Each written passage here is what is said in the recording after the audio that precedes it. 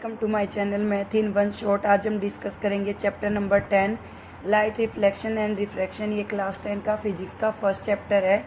तो यहाँ पर हमें सबसे पहले पता होना चाहिए कि लाइट जो है उसका मीनिंग क्या है। लाइट जो है वो एक पर्टिकुलर सोर्स है जिसका हम यूज़ करते हैं ऑब्जेक्ट्स को देखने के लिए। उसके साथ ही लाइट हम फिजिक्स की किस ब्रांच में स्टडी करते हैं, the branch of science which deals with the study of light that is called optics. Optics physics की वो ब्रांच है जो लाइट की स्टडी को कंटेन करती है। चैप्टर के नाम में दूसरा वर्ड है reflection.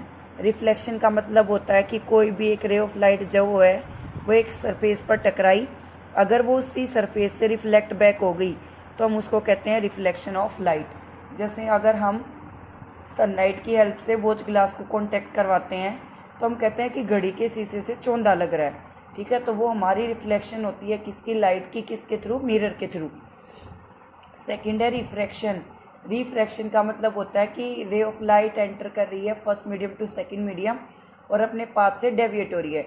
It is the phenomena of light when a light is enter from rare to the denser medium and deviate from its path, that is called a refraction of light. उसके बाद हमारे पास तीन type के object आते हैं। एक होते हैं ओपेक, एक होते हैं ट्रांसपेरेंट और एक होते हैं ट्रांसलूसेंट। देखो ट्रांसपेरेंट क्या होगा, जिसके अंदर से आप बिल्कुल क्लियरली देख सकते हो। The branch of these are those material that allow light to pass through them are known as a transparent. I repeat this again, these are those material that allow light to pass through them completely. Light जिनके अंदर से completely पास हो जाती है उसको हम क्या कहते हैं? ट्रांसपेरेंट। फिर आएगा हमारा translucent. These are those material in which light is pass through extent. देखो कुछ चीज़ें ऐसी होती है जैसे कि फाइबर है, फाइबर जहाँ पर फाइबर लगा हुआ अगर हम वहाँ पर लाइट ऑन कर दें, नॉर्मली इलेक्ट्रिक बल्ब को ऑन कर दें या ट्यूब लाइट को ऑन कर दें, तो वहाँ पर हम देखते हैं कि हमें हल्के हल्के शेडो में या हल्के हल्के में सारी चीज़ें दिखाई देती हैं, बट क्लियरली हमें दिखाई नहीं देता है। यानी कि लाइट अगर हमारी रिफ्लेक्ट बैक हो सकती है, वो सारी चीज़ें हो सकती हैं, तो हम कहेंगे कि वो हमारा कैसा मीडियम है, वो हमारा ट्रांसलूसेंट मीडियम है। ओपेक क्या होते हैं? जिनके अंदर से लाइट बिल्कुल भी पास नहीं होती। These are those material in which light is not able to pass through them. Light जिसके अंदर से पास नहीं हो सकती, जैसे एक रूम में मान लो चारों तरफ दीवारें ही दीवारें हैं और एक डोर है जो बिल्कुल बंद है, उसके अंदर भी कोई मीडियम का हमने स्पेस नहीं छोड़ रखा, तो जैसे हम लाइट को ऑन करते हैं तो कोई भी रे ऑफ लाइट उस रूम के बाहर नहीं आएगी, क्योंकि वो एक ओपेक मीडियम बन गया, क्योंकि उसके चारों तरफ सॉलिड मटेरियल है और वो सॉलिड मटेरियल क्या, वो ईंटें हैं जिनसे उस दीवार को बनाया गया है। तो लाइट क्या होगी? Light is a particular source due to which we are able to see the things और सी द ऑब्जेक्ट। और ह्यूमन आई क्या थी? Human eye is the most sensitive organ due to which we are able to see the colourful and wonderful world. इस colourful world को और wonderful world को हम जिसकी वजह से देख पा रहे हैं वो हमारी क्या है? ह्यूमन आई है। We see a variety of object in the world around us. आप अपने चारों तरफ बहुत सारी तरह की चीज़ें देखते हैं जिसमें ओपेक भी है, ट्रांसलूसेंट भी है, ट्रांसपेरेंट भी हैं। However we are unable to see anything in a dark room. हम एक अंधेरे कमरे में कुछ भी नहीं देख पाएंगे। मान लो एक अंधेरा कमरा है, उसके अंदर हमने एक रोशनदान लगा रखा है, एक विंडो लगा रखी है और उससे सनलाइट आ रही है, और उस सनलाइट के अंदर हम देखते हैं कि कुछ छोटे छोटे डस्ट के पार्टिकल हैं, यानी कि डस्ट के फाइन पार्टिकल्स हैं, और उन पार्टिकल्स को जो हमारा फिनोमिना वहाँ पर इफेक्ट शो होता है वो हमारा टिंडल इफेक्ट बनता है। What make thing visible. हम चीज़ें किसकी वजह से देख पा रहे हैं? Obviously light. During the day the sunlight help to see the object. अब यहाँ पर सन वर्ड आया तो हमें सन से रिलेटेड पता होना चाहिए कि सन हमारा हाइड्रोजन और हीलियम के कम्बिनेशन से बना हुआ है, इसी वजह से उसके अंदर ज़्यादा गर्मी है और सन का इतना ज़्यादा टेम्परेचर है कि अगर जितना भी हम उसके पास जाते जाते हैं तो हम जल जाते हैं। तो इसी वजह से मार्स जो है मंगल ग्रह, उसको हम रेड प्लेनेट कहते हैं क्योंकि वो सन के काफ़ी नियर है।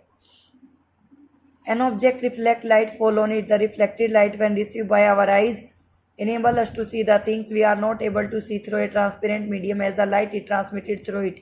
There are a number of the common wonderful phenomena associated with the light such as image formation by mirror, twinkling of the star. Twinkling of star किसकी वजह से होता है? एटमॉस्फेरिक रिफ्रैक्शन की वजह से। ये हमने अभी अभी जो चैप्टर कंप्लीट किया, चैप्टर 11, उसमें डिस्कस किया था।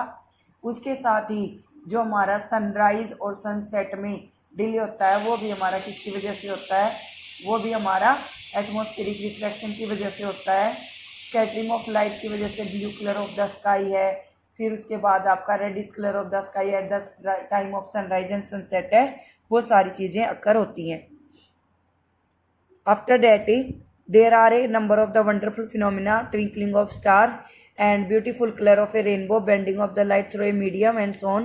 A study of properties of the light to explore them by observing the common phenomena around it. Conclude light seems to travel in straight line. The fact is that a small source casts a sharp shadow.